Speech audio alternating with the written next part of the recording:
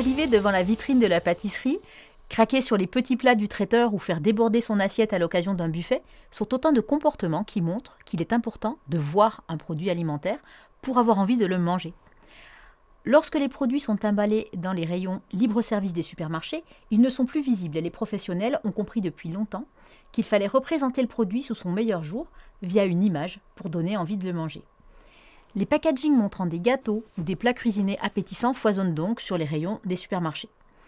Pourtant, à l'heure où l'obésité devient un problème de santé publique et où les crises alimentaires se succèdent, les consommateurs se fient de moins en moins à leurs envies et tentent de mieux consommer. Les ingrédients entrant dans la composition du produit deviennent alors un levier d'action pour l'industrie agroalimentaire. Faut-il pour autant les représenter, en plus du produit, au risque de surcharger le packaging ? Pour répondre à cette question, nous avons mené plusieurs expériences en faisant varier des emballages de brownies au chocolat. Les résultats montrent que la représentation des ingrédients entrant dans la composition du produit n'est pas toujours la bonne solution. Lorsque les acheteurs ou les consommateurs sont dans une situation qui leur laisse le temps de réfléchir et de se concentrer sur ce qu'ils sont en train de faire, la représentation des ingrédients entrant dans la composition du produit est sans effet.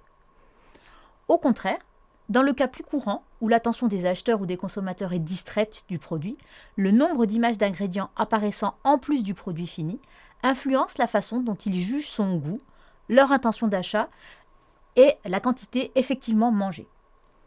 Dans nos expériences, nous avons testé le cas où ce sont plusieurs ingrédients différents qui sont représentés, du chocolat, de la farine, des noisettes, etc. pour un brownie. Dans ce cas, plus le nombre d'ingrédients représentés sur l'emballage est élevé, et plus il renforce l'efficacité de l'emballage. Autrement dit, pour la majorité des individus, on retrouve bien l'effet selon lequel les images donnent envie de manger. Dans le cas des individus soucieux de leur poids, on observe l'effet inverse. Moins l'on représente d'ingrédients différents, et plus le produit semble simple et proche du fait maison, ce qui accroît l'envie de le consommer.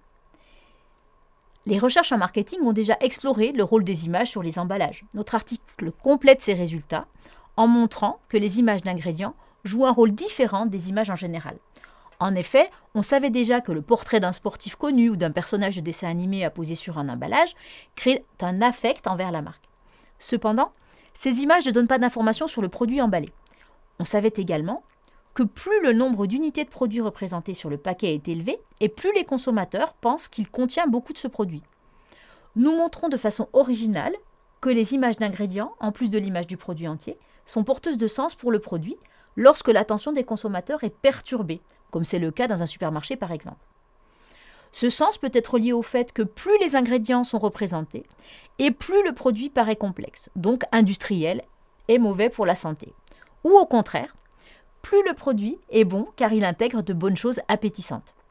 Les managers doivent donc adapter leurs pratiques selon les situations d'achat et les caractéristiques du consommateur. Par exemple, dans le rayon épicerie d'un supermarché, représenter les ingrédients du produit semble une bonne stratégie.